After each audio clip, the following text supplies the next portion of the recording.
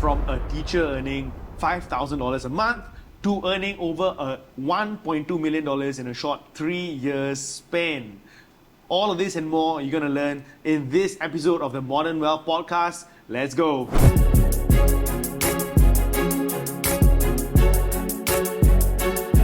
Hey guys, welcome to our Modern Wealth Podcast, where we aim to empower, enrich and evolve your lives. We invite guests who will share with you strategies on empowering your life to change your life financially, physically, mentally, spiritually, you name it. We have some brilliant friends of mine who will come through to share with you all actionable strategies. And today, we have a very, very dear friend of mine. You know, his story is impeccable. His story will inspire you. His story will touch you. His story will move you out of your comfort zone. And he's my friend, Sean Chua. He actually is an investor, right? Primarily a property investor who owns multi-millions of dollars in property. But the very, very interesting thing was he started off as a normal civil servant, you know, working as a teacher just only 4 years ago. But he broke out of the shell as an employee working in the government sector, earning a bare, $5,000 a month, to actually growing to a multi-million-dollar portfolio, which is absolutely amazing. So if you are watching and you're an employee working in a government sector, whatever it is, and you really, truly want to break out, this interview, you need to pay attention. So without further ado, let's welcome Sean. Sean, thank you for coming aboard, brother. Thank you. Right, really, thank you so much. I'm very, very excited to have you here. So for those people who don't know you, can you just give a brief introduction about yourself? Who are you and how do you get started in this journey, man? Okay, hi, I'm Sean. I secondary school, PE, math, this very popular combo. I was a teacher in charge also of the cross-country team. Okay. So I was very passionate about what I do. I spend a lot of time with my students. In fact, I go above and beyond to make sure that they don't just come in as a they don't just treat a CCA maybe just a little bit more context. So I was a teacher. I was tasked to take up a CCA that captures all the dropouts, those people who doesn't want to go for CCA, so they came to me. So I was just supposed to be in charge of a CCA where people doesn't want to go for CCA. But because they are called track and field, and it's actually one of my passion, so I transform it from a recreation CCA to a competitive one. Oh, wow. And within a couple of years, in fact, I think 2 years, they went from nothing to top 4 in national schools. Yeah, so that's what I do year in and out.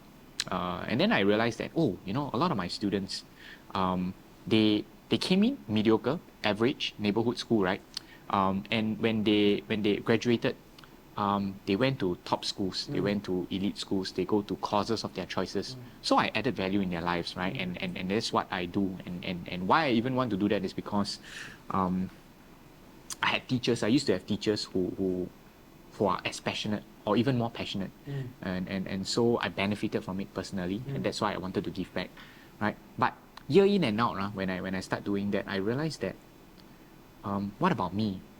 Because as much as my students are progressing from average to top notch, but me as a teacher, I'm getting paid about the same. There's not much progression. All I seek for back then was just maybe better PB, so give me a little bit more in terms of bonus, right? Or give me a little bit of promotion so that I can get a little bit more, because I don't give tuition, I don't coach outside. I just spend all my time with my students, for my students. But what I got in return is just lack of recognition. Actually, it's very interesting. I think many people, bro, will be able to relate, right? Yeah. Where they are filling everybody's cup except for their own. Exactly. Right? Where you're going above and beyond in your work, but you hardly see any return. Yes. Right? And then you think to yourself after a while, like, what the hell, man? I'm helping everybody else except for myself. Yeah. So you were caught in this conundrum, right? Where you're like, what do I do? But bro, some context, you were... So, guys, just to share with you guys something, right? So, I actually first got to know Sean when he was one of the students in our value investing program, right? So, I was actually, a speaker, I was teaching on value investing and all that. I still remember very clearly him and his wife sitting down. So, back then you were a teacher. 2019, yes, I was still teaching. Yeah, 2019. This was Yes. pre-COVID and everything, very, very Yeah. clearly. International Plaza. Yes, That's when you yes. first met. You came up, you said hi. You were very, very distinct. It was very memorable, right? But you know, you were a man on a mission. So when did the seeds get planted? How did the seeds get planted of, dude, I need to get out of this rat race. I need to get out and do something for myself. Like, when did this get planted? How did it get planted? I think because I live very far from work. So every day as I'm driving to school, I listen to podcasts. Okay, you and then, listen you to know, you podcasts. have the Jim Rohn, you have the Tony Robbins. Yeah, and they're just like washing my brains every morning and every day after school. Interesting. Yeah, so that kind of helped. And So it was yeah. So Yeah, this is very, very important, right? So again, guys, you know, this is something that I practice every day as well. Literally, no joke. Even before I came here today as well, right? So, like, you know, on your drive and everything, you were listening. You were listening, right? Yeah. Not listening to junk, Exactly. right? But Yeah. actually listening to, you know, inspiring podcasts. He mentioned some names, some legends, right? People like Jim Rohn, Tony Robbins. And these people were subconsciously putting seeds in your head Yes. that anything is possible. You are meant for greatness. Yes. You can go above and beyond, right? Yeah. And all these seeds got planted, and you listen and listen. You thought to yourself, why not? Huh? No, actually, I did that so that I can get some inspiration, right? Exactly, absolutely. For my students. For your Because students, I was a okay. coach, right? So I needed to make sure I'm hyped up. I go to school, I teach the right thing. Okay. Yeah. But Okay. somehow, I think the content really transformed me to somebody else, which I don't even know, right? Interesting. And I think, you know, in school, in teaching, it's not what you think it is, right? As much as we are there to do a job for the students, to help them, but there's actually a lot of politics, yeah, behind the scene, yeah. And I'm the last person who likes politics or want to get involved in all this. But it just happened to me, you know. At that point, I was very down. And I was already like on the verge, you know, thinking to myself, what should I do? You know, I'm at crossroad. I'm not progressing. The PB that I want, I don't get. The promotion that I want, they don't give. And then they even tell me, okay, since you are thinking of leaving, maybe let me tell you what. You know, actually, we have already kind of like. We had plans to make you, you know, to give you some appointment. So they tell me to take on the acting role, right? Then I found out that, wow, actually, why do they need to put me on that? Because I've been in the school for 6.5 years. They know my style and they know me, right? So why must they like buy more time, you know, before they even give me the promotion? It's already long overdue. Then came, you know, the politics and whatnot, and then I got dragged into the whole thing, and then I think that was the last straw. Yeah, I was very angry at that point, but I must thank the person that did that to me, because without that, right, I would probably still be in teaching today. Wow. Yeah. Wow. I think a lot of people, you know, audience watching as well, be able to relate, right? Yes. You know, to workplace politics, you know, Yeah. toxic environment and everything. So that one push was like the last straw to say enough is enough, right? But dude, can I ask you a question? So when you decided to leave, actually, dude, so give me some context, right? Yeah. Was there a option B? Do you leave just like that, or do you already have some, you know, leeway to go? Yeah. Like give the audience some context, brother. Okay, so interestingly, as I was seeking, I came across a course, right? So there was this lady, this pretty lady, doing some preview. Okay. So we attended her free preview at International Plaza as well. Yes, sir. And then after that, you know, we thought to ourselves, wow, this, what is she trying to sell, right? At that point, it was how do you get a $1,005 passive income? Yeah, so I didn't know it was real estate related, so I just went for it, right? Then it turned out to be a property investment course. Okay. Yeah, and it's by iQuadrant. Okay. Yeah, so the pretty lady was Jermaine. Cool. Yeah, so we got to know her then when we were just teaching. And then we thought that, wow, the content she shared was very similar to what I read in Rich Dad Poor Dad. And $3,000 for a course that time was a lot of money. It was like easily our take-home pay, you know, for 1 month.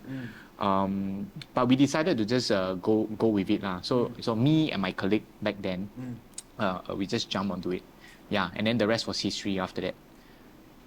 Seriously, the rest Yeah. was history. The rest was history. Wow, wow, Yeah. okay. So I remember attending the course in February 2019. Okay. And yeah, it blew my mind. Everything about financial literacy and property investment and whatnot. Yep. Yeah, it just blew my mind, right? But I told myself, hey, if I'm going to spend so much money on a course, I better make it worth it, man.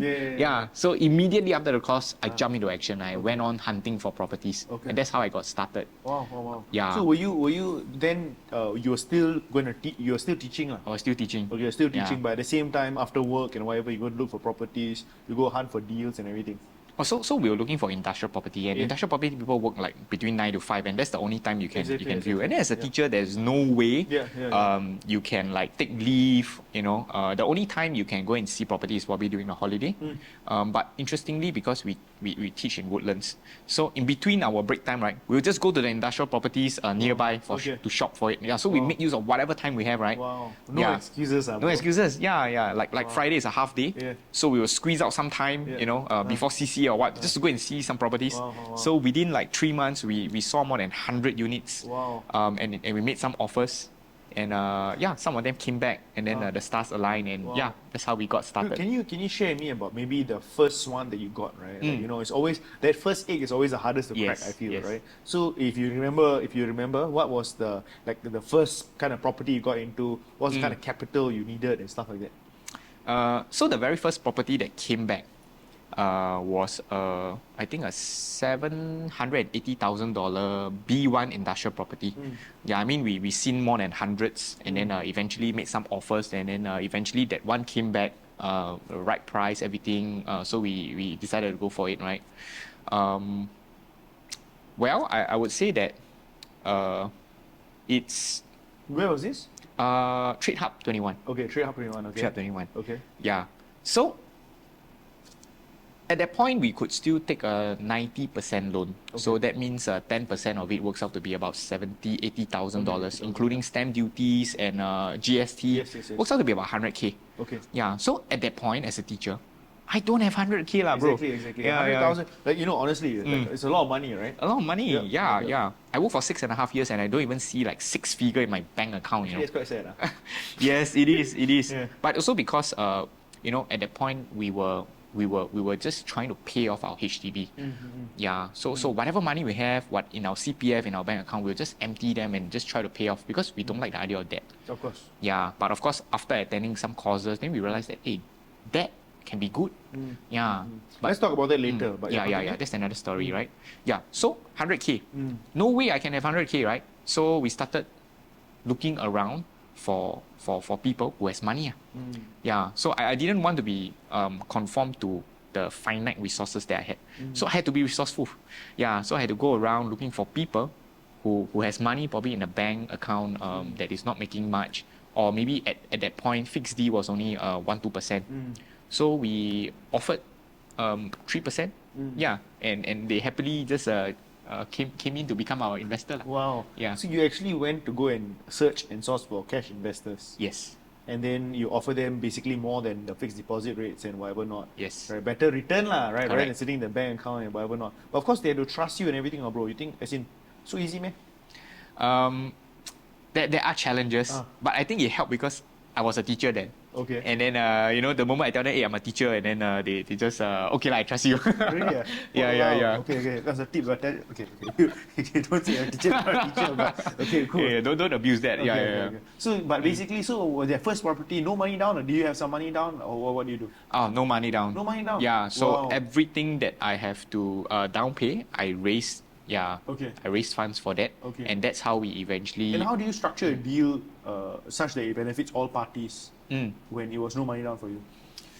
I think it's about creating win-win. Yep. So, a simple thing like offering them interest rate higher than fixed D is already a win-win for most people, I would say. Okay. But of course, those who are a little bit more savvy, they will ask for equity.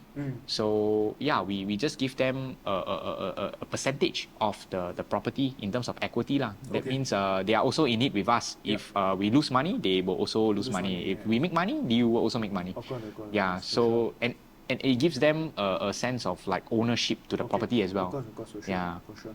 So what was in it for you, bro? So like you gave a higher return than fixed D, and then you own, as in you basically were the loan bearer?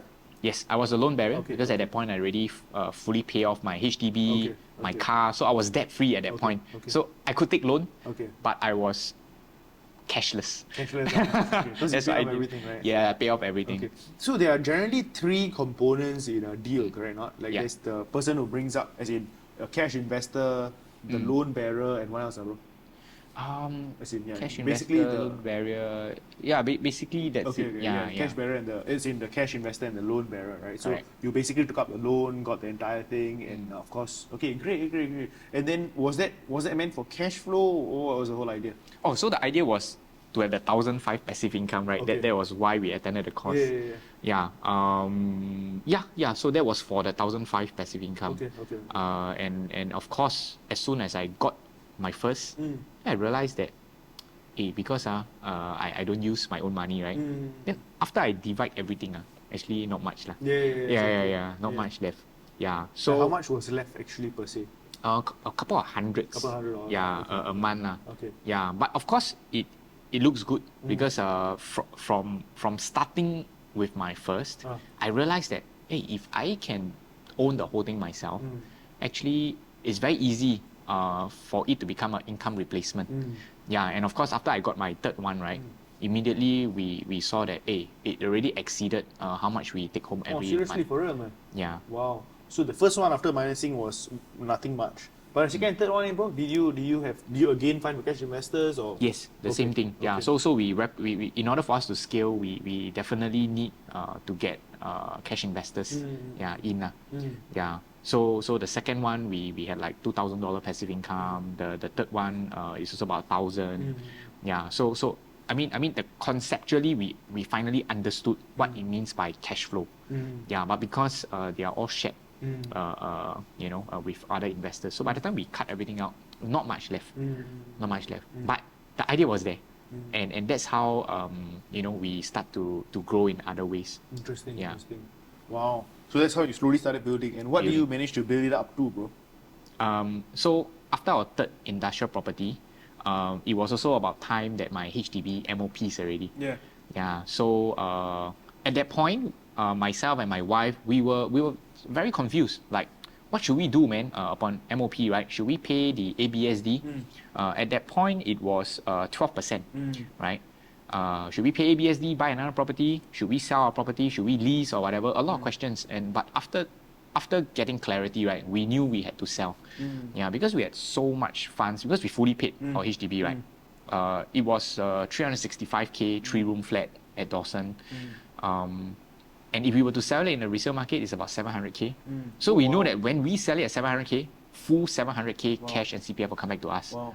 A lot of money is stuck in the property lah. Of course. And there I have to go, begging people for that 100K just to get one. If I sell and I free up 700K, I can buy 7. Wow. Yeah. So no brainer, sell. Yeah. So you sold lah. I sold. Yeah, we sold our HDB. But you need a place to stay, ma. So do you lease? Do you buy another one immediately? What was the step, bro? So we rented Okay. at that point, yeah, Okay. because we also understood that there's a spectrum of people who buy property. On one end is people who buy for like a home and they don't care whether they make or lose money. On the other spectrum is people who buy just to make money. So ever since we understood what real estate could do for us, right? Full on investment. Yeah, because why do we need to buy a place to stay, right? I think that is something that we kind of like gotten over already. Yeah. So after selling Dawson, we free up our funds. We split up. We bought 2 private property, Sterling and Normanton Park lah. Oh wow. So Yeah, you got 2 different, so under each of your names lah. Yeah, Okay, correct. okay. So we wanted to free up our names, free up our funds, Yep. and the most optimized way is to buy one each. Okay. Yeah. So at that point we just split up and then we buy one each, right? Okay. Then of course, where do we have to stay? We had to rent lah. Okay. Yeah. Also, you got these 2 properties and you rented it out lah. Was Was it for positive cash flow as well, or were you like bleeding a bit, or? so it was still building under construction. Oh, it was bare construction. At that okay, point. okay. So it was a Yeah. new launch, ah. It was new launch. Okay. Yeah, so no cash flow. Okay. More like the 700K that we got you out from put our up. property. We Okay. just split the Yes, funds, yes, keep yes. aside that 100K, Yep. so that we can rent for the next 4 years while Okay. it's still building. Yeah. Yeah. So at that point, we got a 2-bedder. Okay. For just like 2,003 per month. Okay. Yeah. Okay. And it was just before COVID. Ah. Yeah, just before COVID. Okay. So you're renting and everything. Explain the concept, bro. So, I've heard so many gurus and everything talk about this concept, Yeah. which is, rent what you own what you rent. Oh, yeah. Like, can you explain and maybe, because again, the Asian mindset doesn't understand, like, Yeah. generally, right? Yeah. But can you explain that concept and why that is a powerful concept, bro? Okay, yeah. So, you see, if you stay where you buy, right, then that asset is no longer an asset. It's a liability, right? Because every month you have to pay money just to stay there. But if it can make money for you, then it becomes an asset. Unfortunately, a lot of people, especially in Singapore, when home ownership is so high, everybody think that they're owning an asset. But if that home, that property that they're living in is not making them money and they still got to go to work every single day, then it's a liability. Yeah, because they still got to pay their mortgage, Most of them, they pay up to like age 60, 65. And then what, right? Yeah, so that's the issue with most people. But of course, if you know how to optimize to free up cash and to cash out or to make your asset work hard, make money for you, that becomes an asset, right? Yeah. So, wait, I got a bit lost. So what's your question again? No, the own what you Own. Okay. own what you rent what you own. So, in this case, my example, right? Just my example, yeah. Because I rented where I stay. Yeah. I paid 2,003 Yeah. every month. That place was worth about $1 million at that point when I was renting, right? If I were to own that place at $1 million, it was a 2-bedder. My monthly mortgage will work out to be about almost $4,000, 3,000 plus, 3,000 plus your property tax, maintenance. It's about $4,000. So my cost of living is $4,000 if I were to stay in where I buy. But because I rented, I pay only 2,003. Yeah, so I half it, right? And when I buy to invest, of course I didn't know how much returns I'll be getting lah. Yeah, it's only like a few years later when I sell, then I realized, oh, okay, this is my kind of profit. But at that point, I was just estimating it to be maybe another 200K kind of profit over the next 3 years. Okay. Yeah, and of course, if I don't sell, if I were to lease my property out, my property that I bought at 1.38, 1.3 million, the mortgage and everything, will works out to be about $4,000. So in order for me to like break even all my mortgage, maintenance and property tax, right, I need to lease my property for $4,000 just to like cover the cost. So again, if I were to stay in the property I buy, I need $4,000. But if I were to lease it out to someone else will be paying that $4,000 for me while I stay somewhere else that is cheaper, like almost half the cost. Almost half the cost. Yeah. Okay, I understand the concept. So, dude, I think a lot of people are wondering, right? So, you build it up to, your properties wise. You at one point, I think, as in you build up to was it 8 properties, 8 or 9? 7. Seven properties, right? yeah. So you had about 7 properties, right? So people hear, again, the average Joe hears it, Singaporean has 7 properties. Or sometimes you hear people, 15, 20 properties, for example, right? So,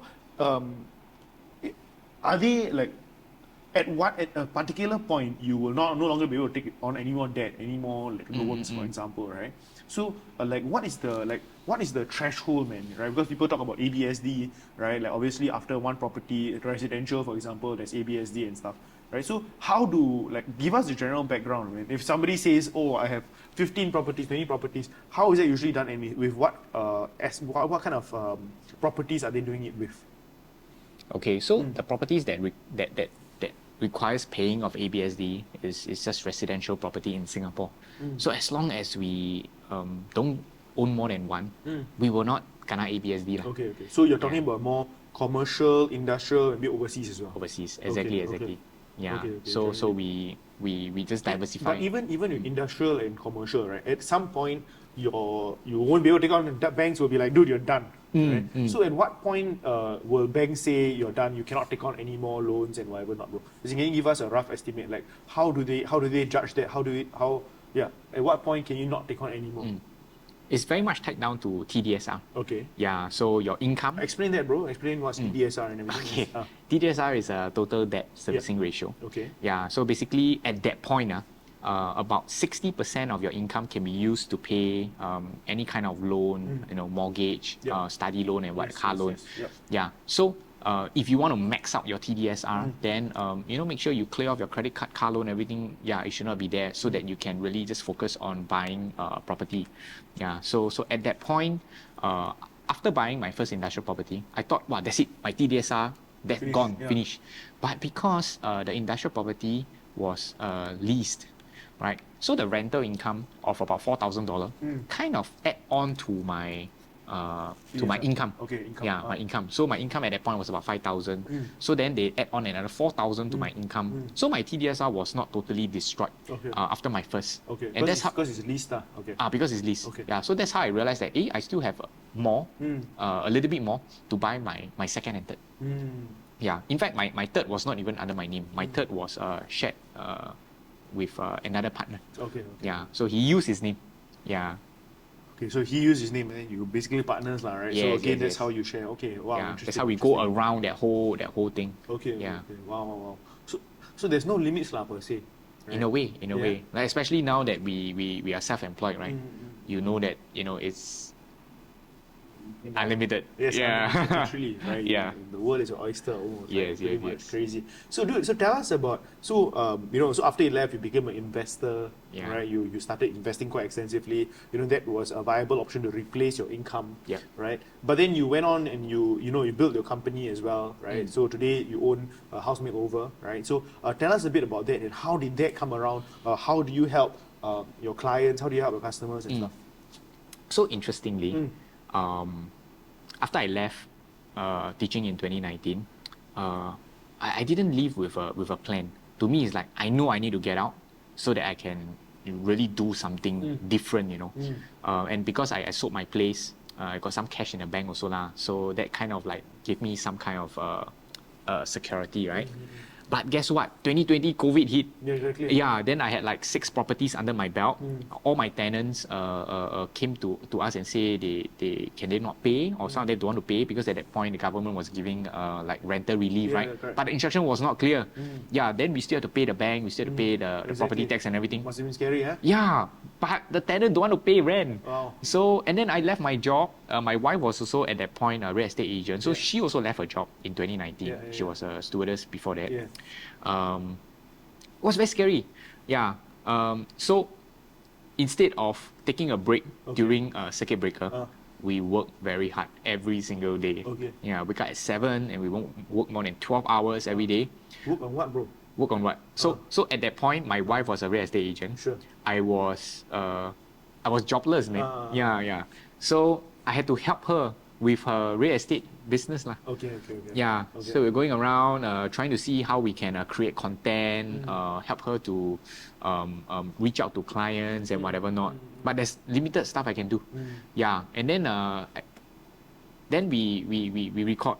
At that point when we sold our HDB, we actually kind of like decorated our place. And then came COVID, right? Some of my tenants' business went bust. So they have to get out, right? And I have to find new tenants. So what we did was we kind of like went into our own industrial property. We decorated the place, make it nice, make it attractive. And then we managed to find another tenant who is willing to pay higher rent. Wow. Yeah. And then guess what? A few months later, the tenant went bust again. Wow. Yeah. So I have to do the same thing. And then we managed to find another tenant that pays higher again. Okay. Yeah. So of course, looking back, we are very grateful that with every tenant that leaves, we managed to find another tenant that is willing to pay higher. Okay. Yeah. So it really stress tests the investment criteria that we used when we entered. Yeah. Which is very important because without that criteria, right, I think we will really get into big trouble. Of course. Interesting. Yeah.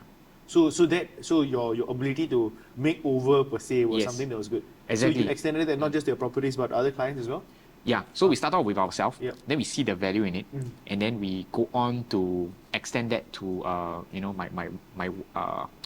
my wife's clients, Friends, yeah, and those who engage her for selling. Okay. And then eventually, it became bigger and bigger, and that's how house makeover came about. Wow. Yeah. So it's really, so you all do what, renovation, staging, like what exactly is the services? So the whole idea Yep. is to make the place look good on Okay. photo, Okay. video, Yep. and of course when people come in Yep. for the open house, Yep. they cannot feel like, hey, I'm being cheated by the photo and video and looks so course, of different course. on the ground. Exactly. So we had to make the whole place looks presentable. Okay. Yeah, it's a bit like turning it into show flat. Okay. Yeah, so that's what we do. Okay. And yeah, it just took off. Wow. Yeah. So that became a whole new business and stream of income as well, lah. Exactly. And I Yeah. hear that you're full up, like you have a lot of different homes they are helping to do currently right now. Yeah. So a lot of our clients, they they're first time Yep. landlords, right? So they bought a place for investment. Yep. But after collecting keys, they have no idea what to do, despite us even having a course teaching them, hey, these are the things from step 1 to 16, what are the things you need to do, right? Yeah. After that, they're still lost, right? Yeah. So we thought, okay, why not we just do everything for them? Okay. Yeah. So done for you service per se, lah. Exactly. Okay, Do okay. for you. It's a turnkey solution. Turnkey solution. Yeah. Very, very interesting. Right. So again, like Sean actually teaches this stuff, like how you can do it for yourself, right? But also he also provides the service as well, a turnkey solution with regards to they can do for you, lah, right? His entire team basically can do it for you to make up the entire place, to essentially make it optimal for selling or to actually get higher rent, for example. And guys, if you want to check it out, go to his Instagram, right? Either the Life Educator or the House Makeover, HAUS. Right, go and check it out on Instagram so you can actually find out more information. Guys, if you like this episode so far, make sure you smash the the like button, make sure you subscribe to our page, and please leave some questions below if you want to ask anything to Sean as well, all right? So I think there's a lot of fears when it comes to property, right?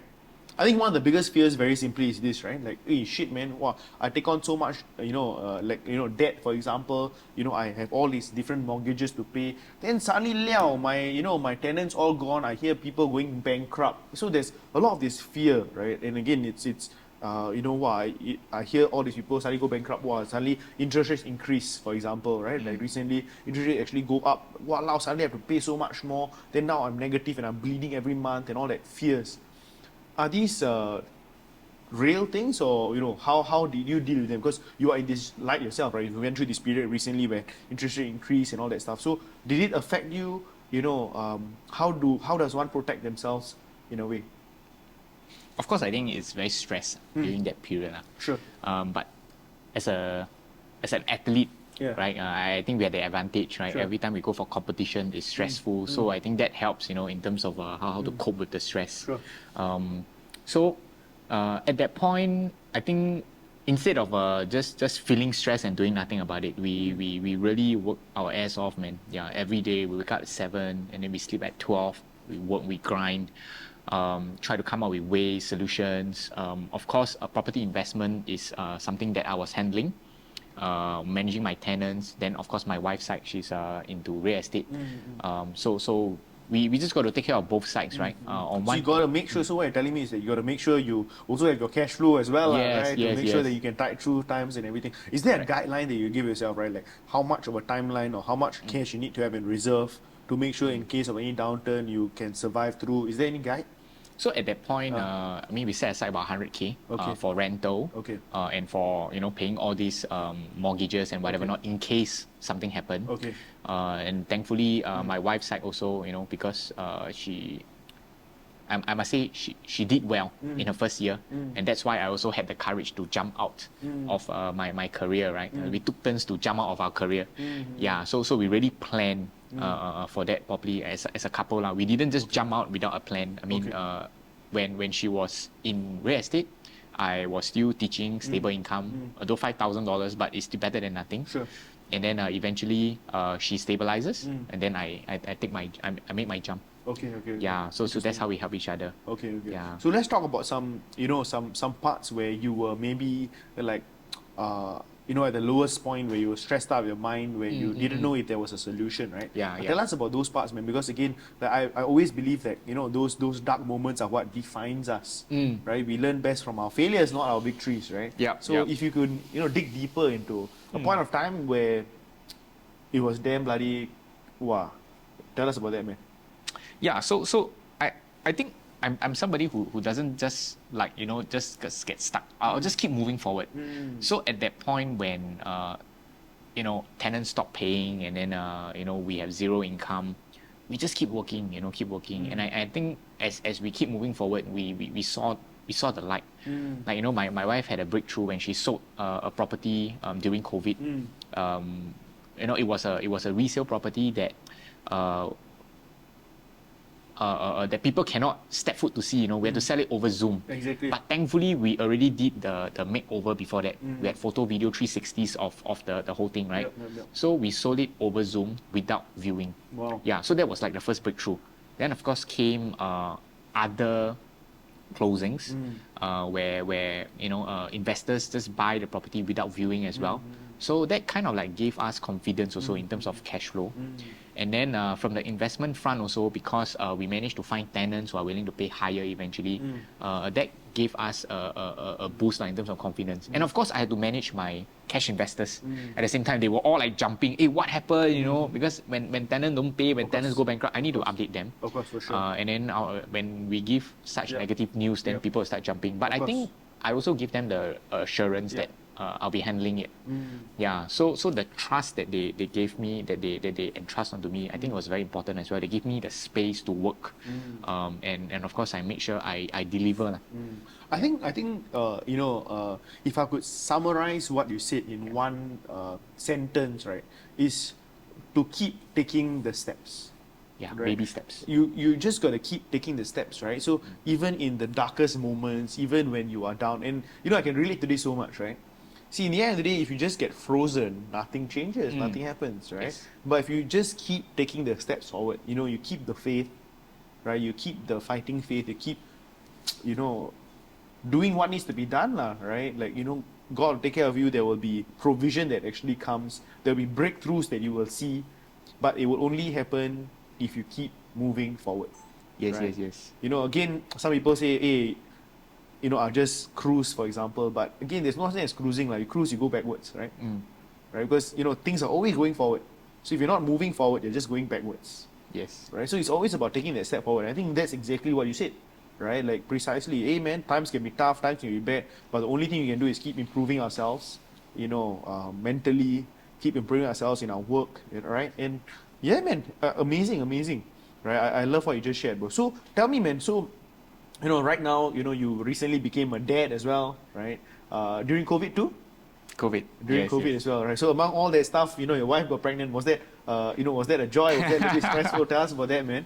I think it was joyful. Yeah. It was joyful. Of course, I cannot say stress or I cannot say negative stuff, right? Sure. Yeah. But I think, we have been wanting to have kids for a long time. Okay. So finally, kid came. Great, fantastic. But at that point, we had so many things going on. I mean, it's never a right time. Yep. It's never a right time. In fact, even for investments, it's never a right time. Quitting your job is never a right time. Yeah, you just got to do it and then embrace it. Yeah. So I mean, we just go with the flow. Yeah. As per what we always do. Very, very interesting, man. Very Yeah. interesting. And tell me, man, so, now, maybe moving forward, bro, right? Looking forward, right? Like, you've done, the stuff, recently, you made some very, very big investments yourself, right? He recently bought a very, very nice landed property himself with him and his wife. Guess who's? Okay, so the story very simply is, as we got connected many years ago, but basically the story is, he bought my landed property which I got in 2020 and everything, right? So he's the new owner of my place, right? Which is a cool story, right? So a very, very beautiful home which he now owns, right? Which is great. Congratulations, brother. Right? Congrats. Amen. Congrats to your profits as well. Yes, absolutely. But anyway, so that was one. Man, so what's the vision moving forward, brother? Like, where do you see yourself, like maybe in the next 5 years, 10 years, what is the vision? What do you want to build, your own life, right? House makeover, like what is the big vision that you actually have, bro? Actually, I think it's been very fulfilling, helping people, growing their portfolio. I see lives change. It's exactly what I do when I was teaching. So after I left teaching, right, I felt like a bit lost. Like I'm dealing with numbers, dealing with investments, data, tenants. I was a bit lost. Like after a while, it's like just so empty, right? Yeah, I got more money, but then money is not everything. Then that's how accidentally also I chanced upon real estate as a platform to continue to change lives. Yeah, and that got me really excited.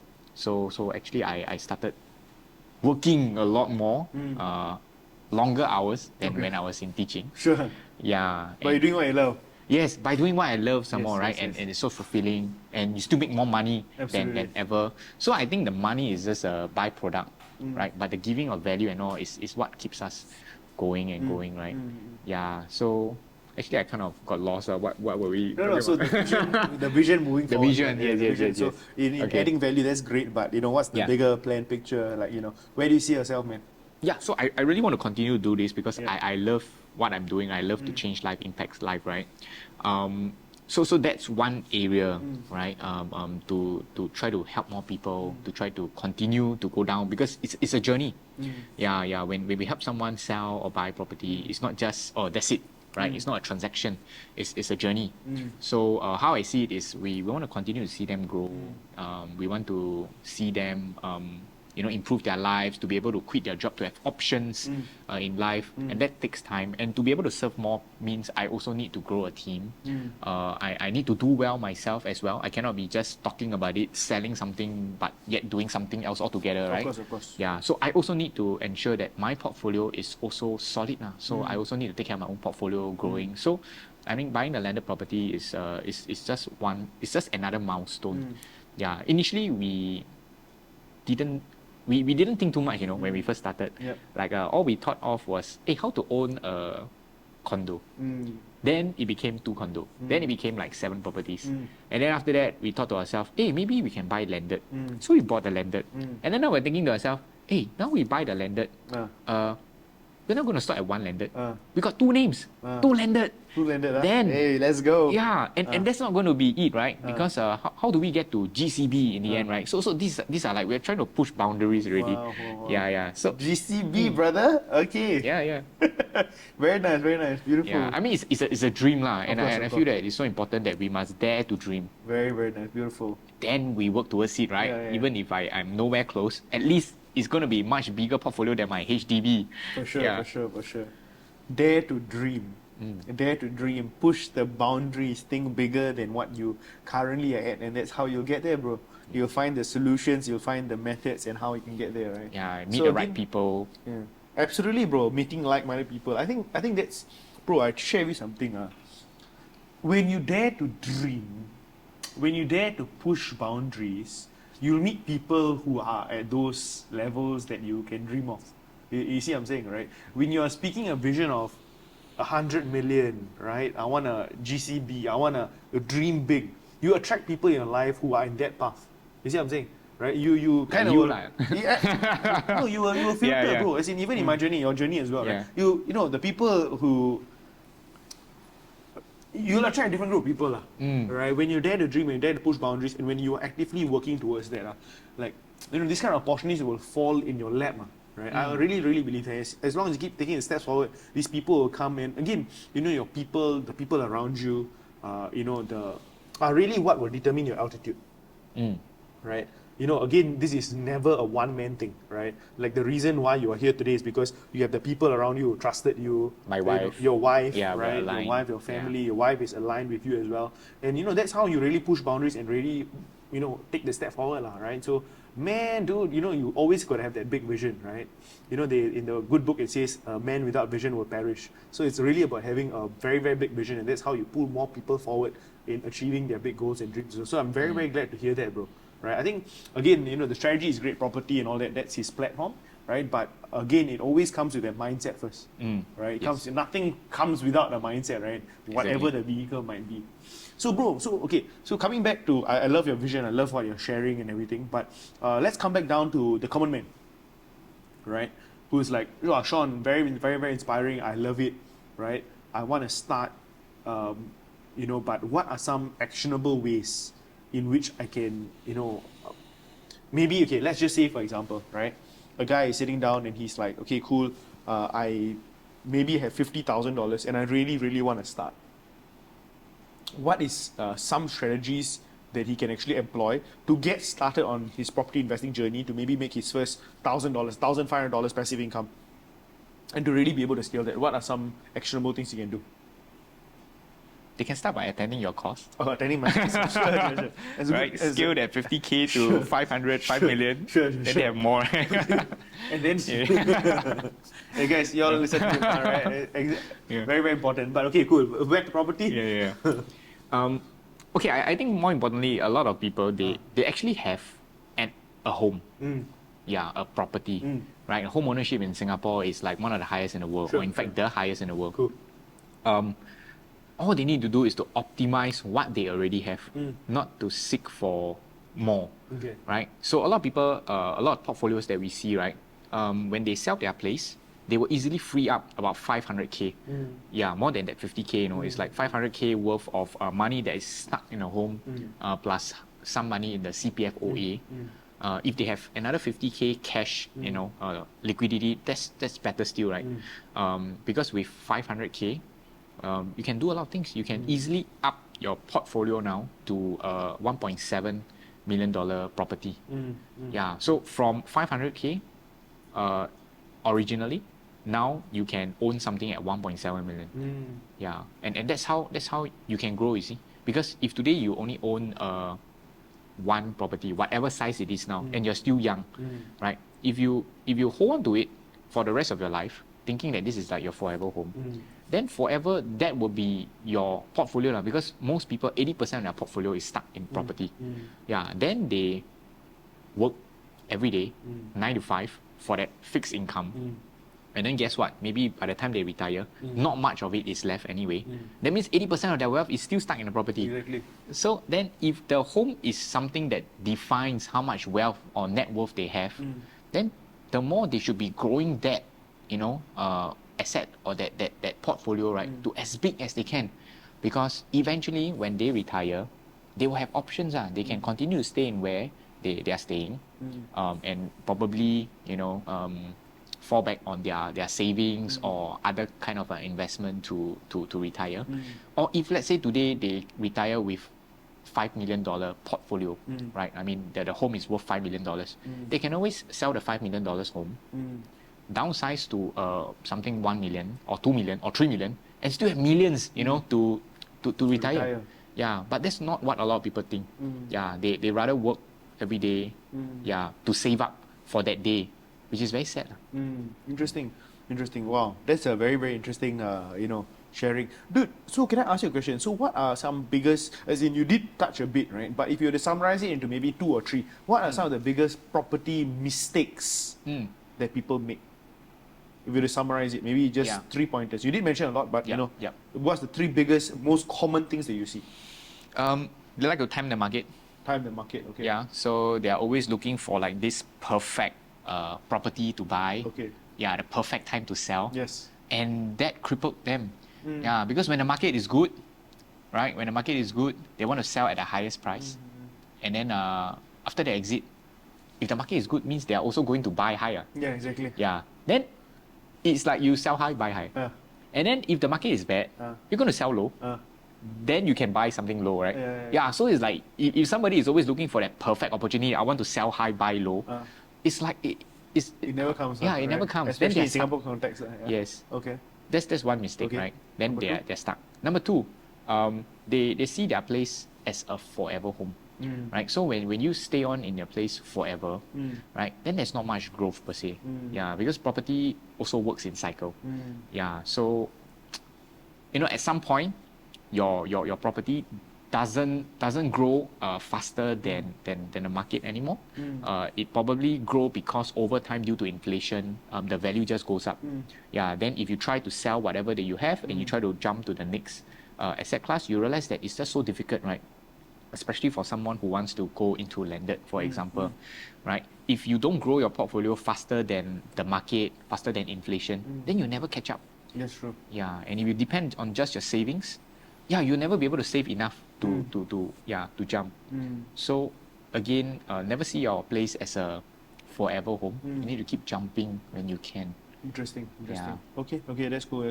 So these are the two biggest mistakes. Two biggest mistakes. Two biggest mistakes. Yeah. Very, very nice, bro. Very nice. Okay, that's awesome, bro. So let's talk about one final thing, right? One final thing, right? So there's many different strategies, right? So if I can name three of them, okay. So right now, I think people talk about co-living. It's all the craze, right? Right now, oh, let's do co-living. Let's rent to rent. Second one being maybe getting into new launches, right? Or people are rushing. Like recently we had Jaden Residences, Yeah. right, being sold at 2,400 PSF, crazy amounts, right? Like, 2007. 2007, right? Yeah. That was the average 2004, 2007, but crazy, man, right? And then of course you have a lot of people talking about buying industrial properties, commercial properties and all that for rental cash flow, and maybe number four, the segment being overseas. So a person is looking and there's all these options, right? Yeah. But dude, I don't have money for everything lah. Yeah. Right? What is maybe the first, what should I get into first, bro? People are so confused, right? There's so many different options of different asset or different ways to grow a property portfolio. What would be the best first step for somebody who's a virgin, for example? What would you say? I think first look at our home ground.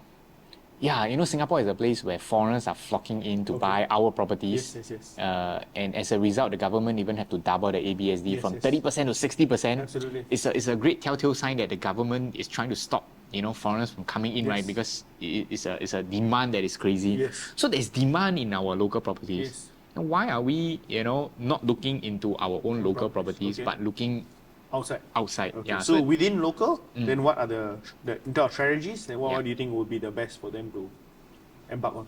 The first thing, right, is look at your own residential portfolio. Okay. Right, because most people will have a residential portfolio, right? Yes. Yeah, and residential properties in Singapore, you can use CPF to pay. Of course. Yeah. So if you can use your CPF, Yep. flush it out to buy a property, then the cash outlay is a lot lesser.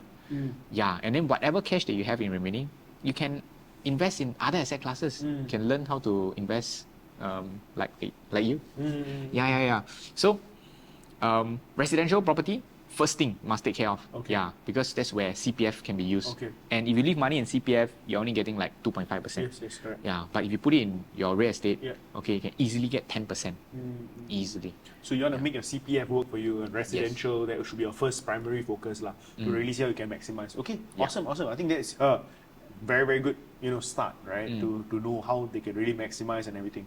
Amazing. Dude, so if you can end off the entire thing, and I want to ask you this one very, very important question, right? So, if you can tell my audience, who is wanting to start, but, there's fear, there's that doubt, like, oh, wow, it's so much and whatever not, right? Like, what would you encourage, what would you tell the audience to help them move forward?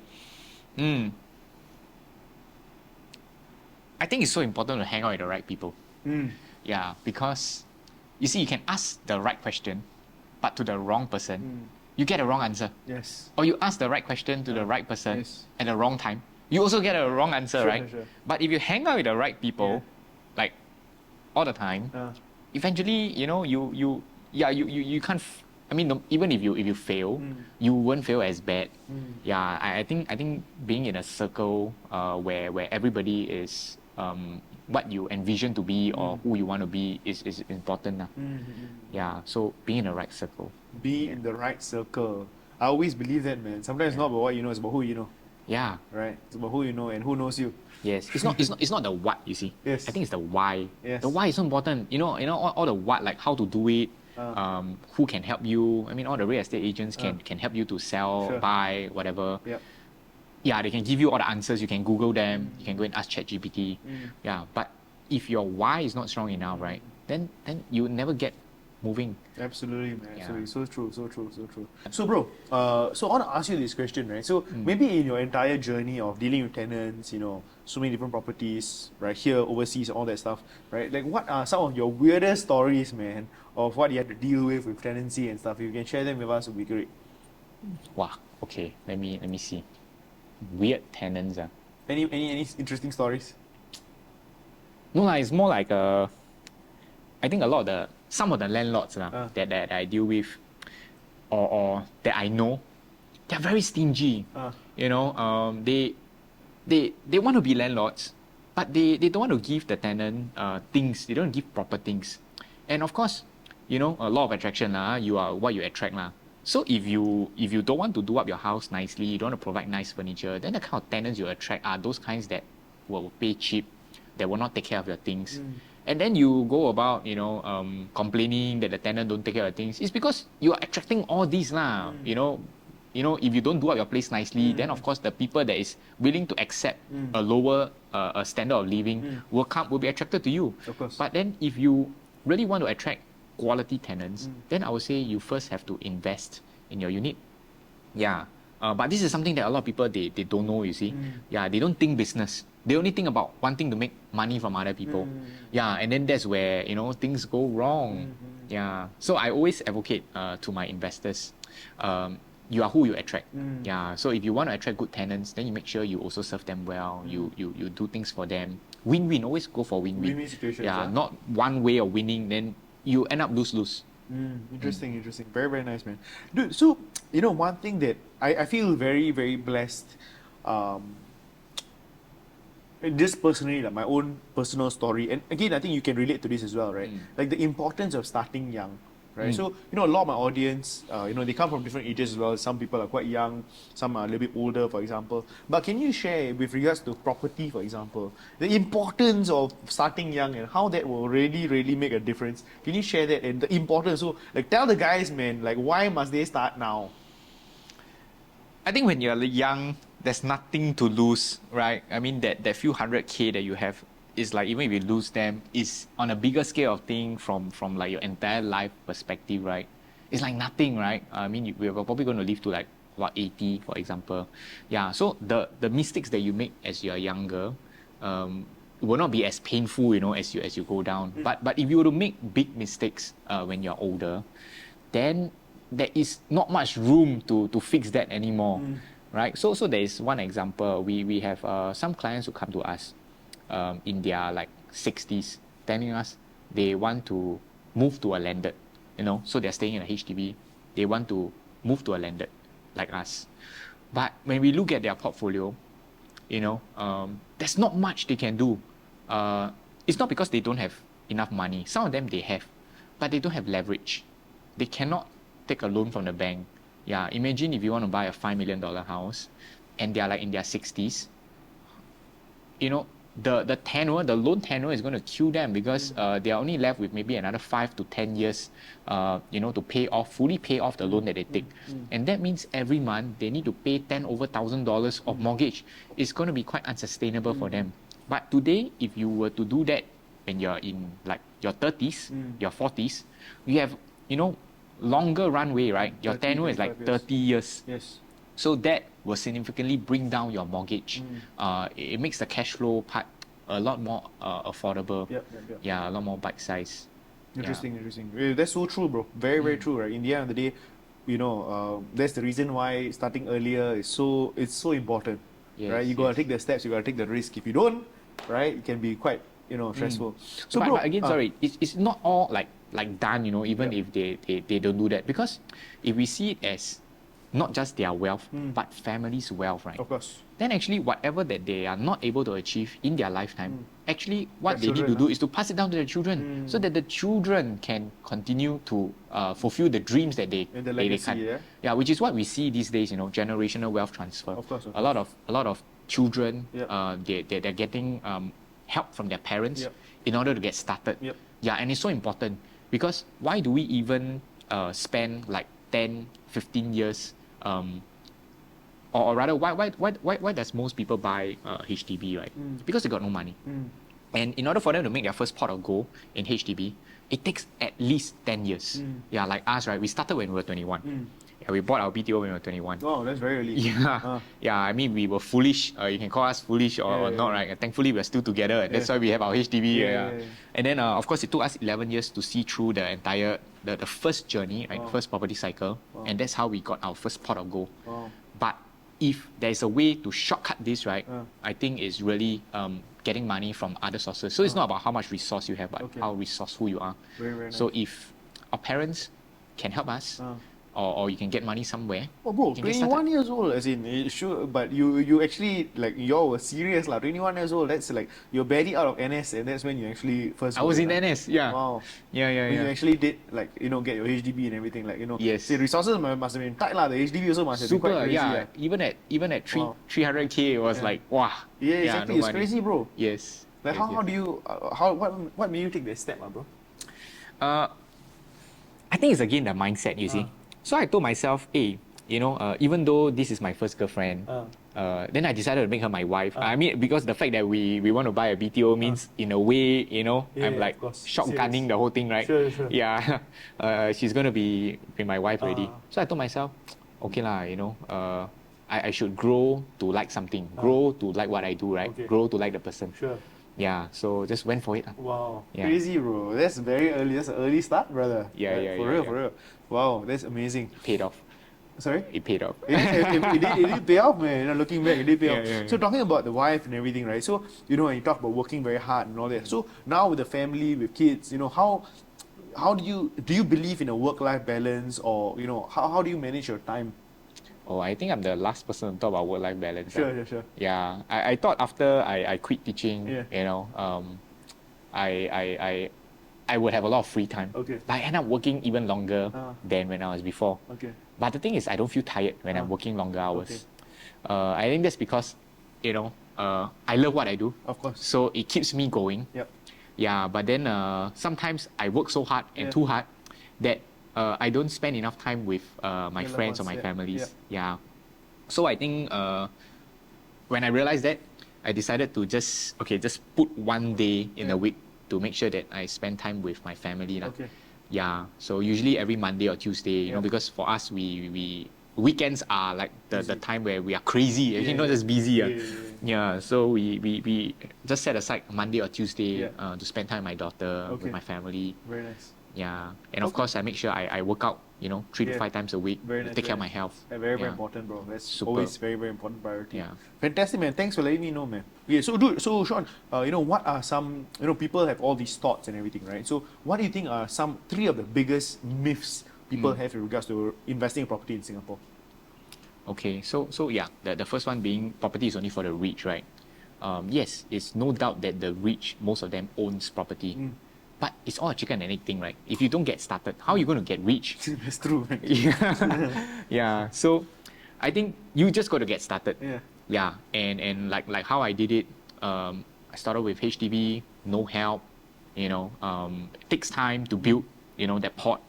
But the moment I accumulated that first pot, that's how things just get faster and faster, right? I made my first 300k, took me 11 years. But my second 300k took me only 3 years. And I didn't just make 300k in 3 years because concurrently, we had multiple properties, right? So within that 3 years time frame since 2019 to this year, we made about $1.2 million.